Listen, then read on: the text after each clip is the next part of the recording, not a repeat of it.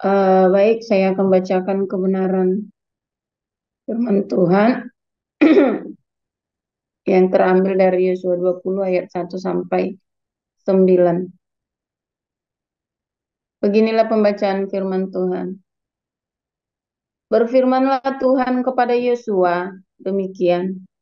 Katakanlah kepada orang Israel, begini, tentukanlah bagimu kota-kota perlindungan yang telah kusebutkan kepadamu dengan perantaraan Musa, supaya siapa yang membunuh seseorang dengan tidak sengaja, dengan tidak ada niat lebih dahulu, dapat melarikan diri ke sana, sehingga kota-kota itu menjadi tempat perlindungan bagimu terhadap penuntut tebusan darah.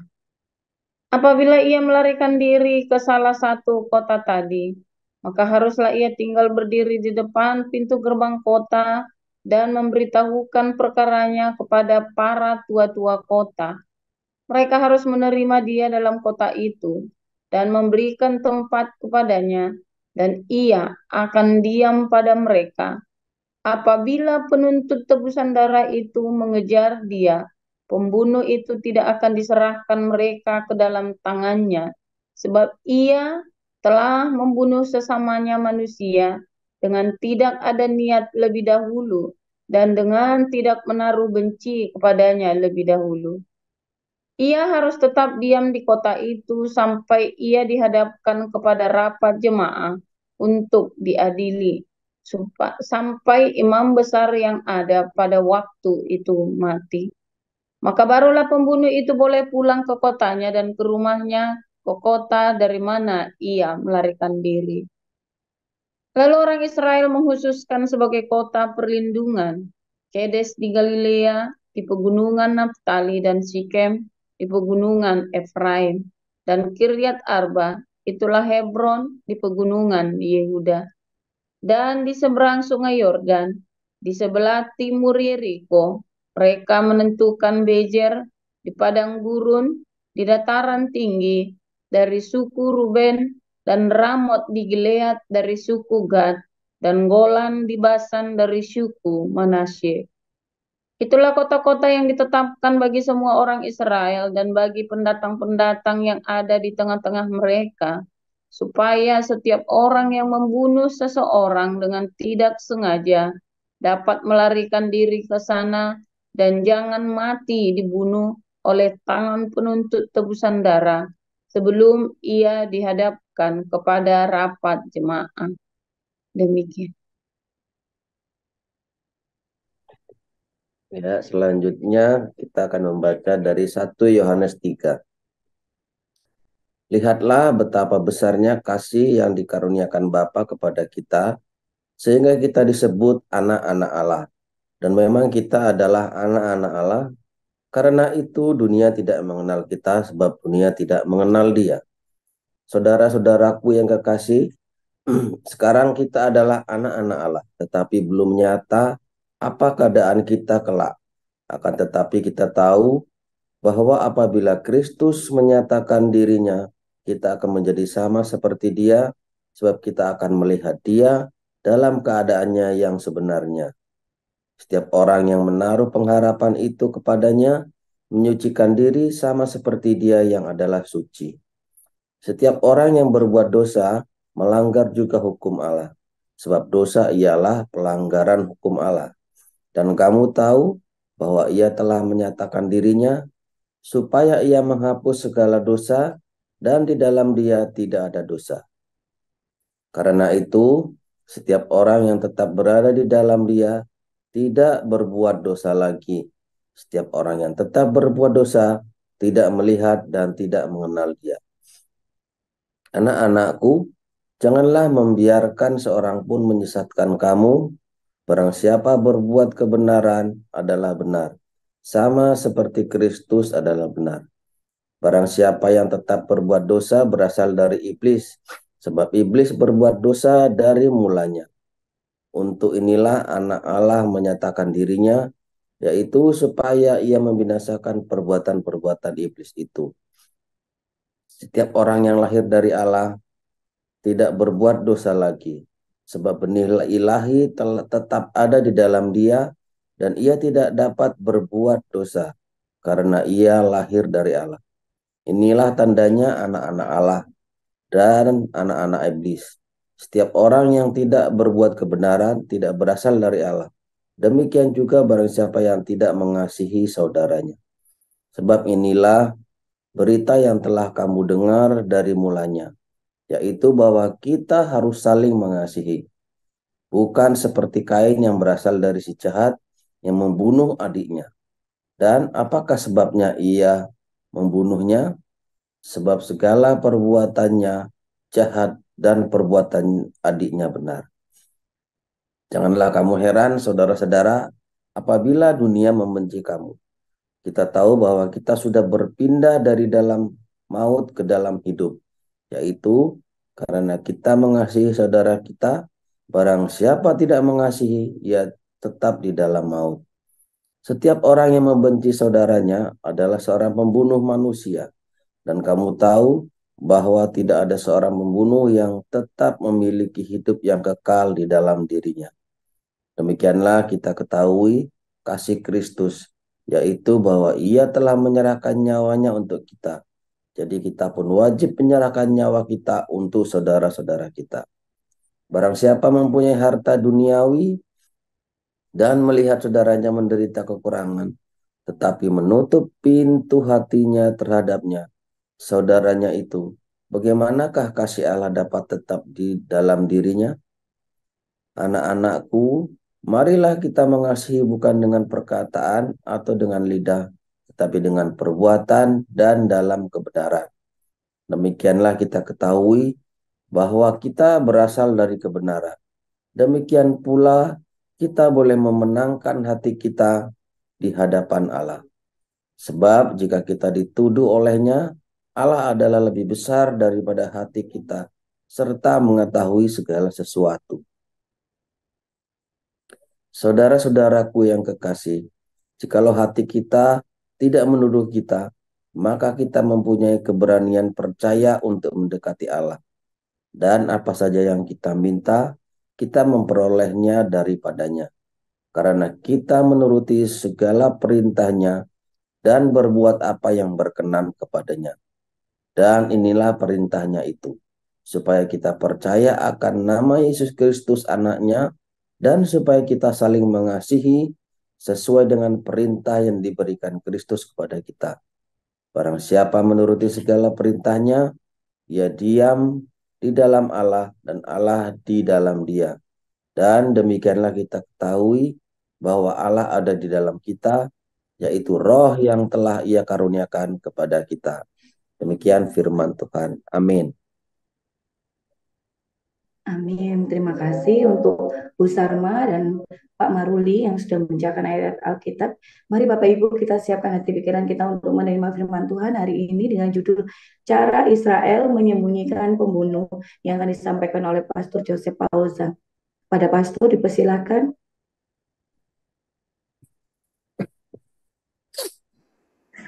Haleluya, luar biasa firman Tuhan, selalu baru setiap hari ketika kita nanti-nantikan Tuhan dengan penuh cinta, dengan penuh pengharapan, dan tetap setia, konsisten. Jangan sampai luput, jangan sampai meleset.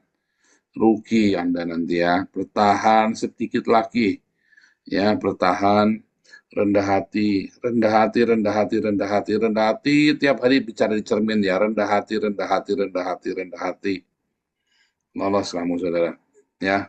Nggak pakai lama saudara ya, rendah hati, rendah hati, rendah hati, rendah hati, rendah hati, rendah hati. Nggak pakai lama, nggak nyampe 2 tahun selesai. Kuncinya paling penting itu rendah hati dulu. Ya, karena di tempat datar, air mengalir. Nggak mungkin saudara mencari tempat yang rendah, ya kan? Ya kan? Di tempat yang datar, berkat Tuhan mengalir. Ya, mencari orang-orang yang rendah hati. Percaya saya, saudara. Begitu kamu taruh kerendahan hati di dalam hatimu, maka berkat itu mulai mengalir. Tidak nyampe 2 tahun pergumulan hidupmu, saudara. Percaya saya. Karena semua proses dalam hidup kita, ya, salah satu tujuan utama adalah supaya kita rendah hati. Karena Tuhan sayang sama orang-orang yang rendah hati, saudara. Ya, itu jangan ditanya, jangan dikomplain, jangan ada banyak alasan. Intinya rendah hati, ya.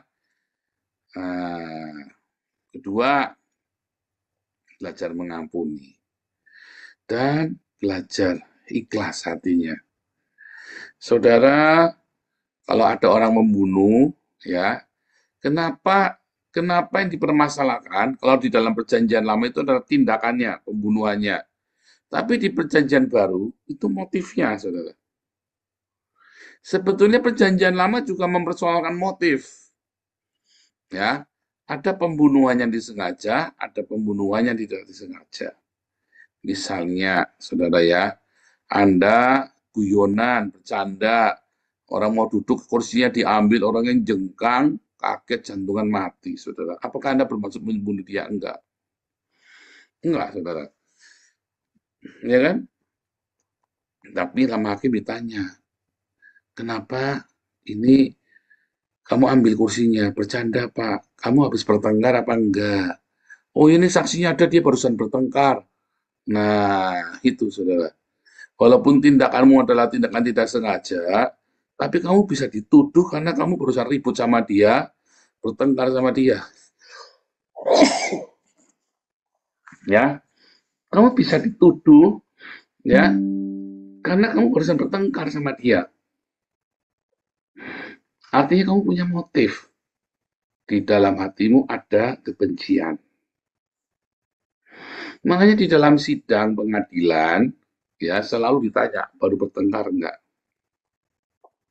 Kalau ada pembunuhan dan terduga atau tersangka, ya, ditanya, oh ini ada motifnya.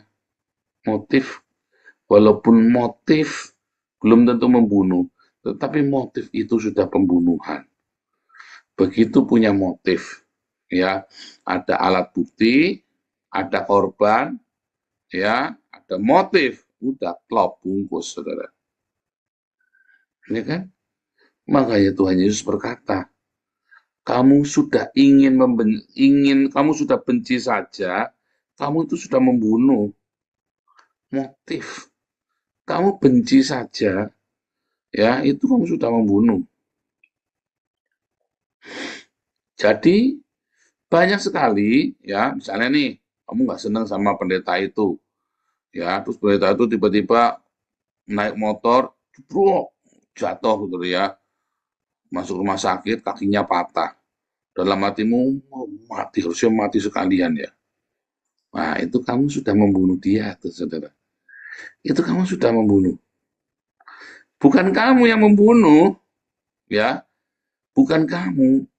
Dia mungkin kecelakaan tunggal, bukan orang lainnya, mungkin dia sendiri yang ceroboh, tapi hatimu, mati sisan.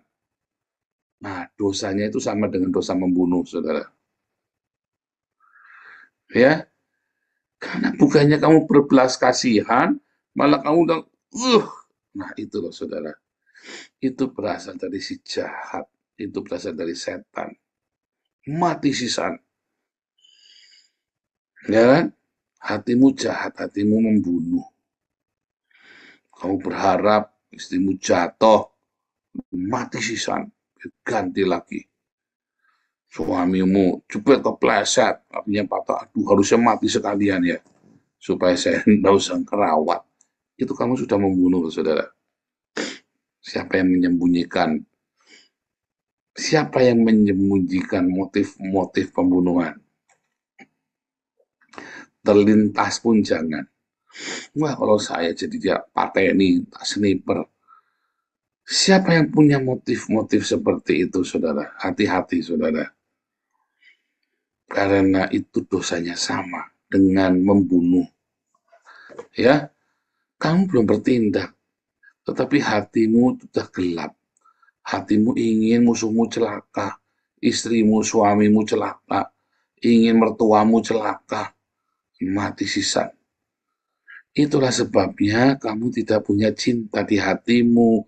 Tidak ada cinta, maka kan kasih, habis kasih apa? Sukacita. Karena kamu tidak punya cinta, kamu tidak punya sukacita. Karena kamu tidak punya sukacita, kamu tidak punya damai sejahtera.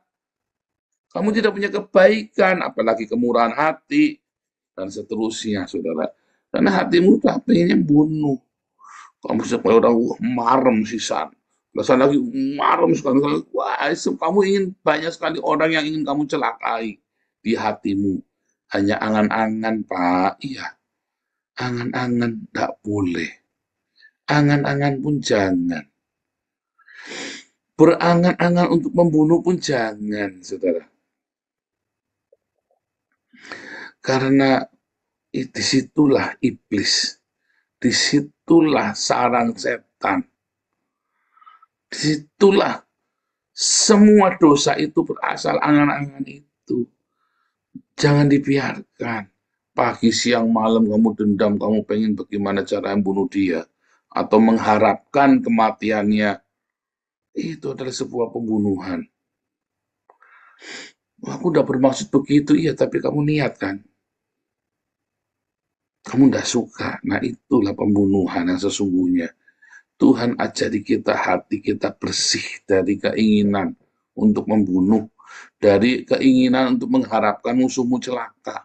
Justru Tuhan ingin hatimu penuh dengan cinta, hatimu penuh melimpah dengan belas kasih. Itulah sebabnya kamu hidupnya di dalam penderitaan karena kemarahan di hatimu. Ya, karena ada setan di dalam hidupmu. Kamu pengen orang itu celaka, itu setan. Jangan bilang, enggak Pak. Oh, bohong kamu, saudara. Makanya kamu tidak bahagia. Makanya kamu sakit terus. Kamu soalnya, kamu setannya mau pergi, Kak, ya. Ada cinta datang. Tapi setannya mau pergi, tidak boleh. Kamu ganduli terus, enak nih. Dendamnya itu enak, nikmat. Ya kan? Lah, dendam yang nikmat yang enak itulah kemudian kamu mengundang setan dan setan itu berdiam di dalam hidupmu. Akhirnya hidupmu penuh dengan dalam tanda kutip tidak ada aksi pembunuhan, tapi keinginan membunuh dan hidupmu tidak ada cinta, ada kemarahan. Dari kemarahan, keinginan dendam, keinginan membunuh itulah kemudian ya mengutuki dirimu sendiri. Makanya sel-selmu itu jadi busuk, kena kanker, kena tumor, dan sebagainya macam. Sel-selmu busuk. Penyakit kanker di zaman ini lebih banyak ya. Di Belanda itu 1 dari 2 orang kena kanker. Saya baca nonton radio ya tadi pagi atau kemarin dia. 1 dari orang di Belanda kena kanker. Sebenarnya di seluruh dunia, saudara. Cuman banyak yang nggak menyadari itu kanker, langsung tiba-tiba mati, atau ditahan-tahan nggak pergi ke dokter, tiba-tiba mati. Kena kanker di dalam badannya dia. Ya, karena takut ke dokter, mati, saudara ya. Nah, sebagian besar, saya tidak berkata semua kanker berasal dari sakit hati, tidak, tapi sebagian besar kanker tumor disebabkan karena hati. Jangan salah ngomong ya, orang salah saya ngomong. Orang selalu ini ya, tadi saya tidak pernah bilang saya anti LGBT, tapi ini Pak Pon nggak boleh anti LGBT loh. Saya tidak pernah anti LGBT, saya menolak perilaku dosanya, tapi orangnya saya tidak menolak. Ya, saya harus mendoakan dan mengasihi dia, tapi tidak boleh menerima perbuatannya. Jangan salah dengar ya, saudara ya. Saya tidak berkata bahwa kanker dan tumor pasti berasal dari sakit hati, bukan.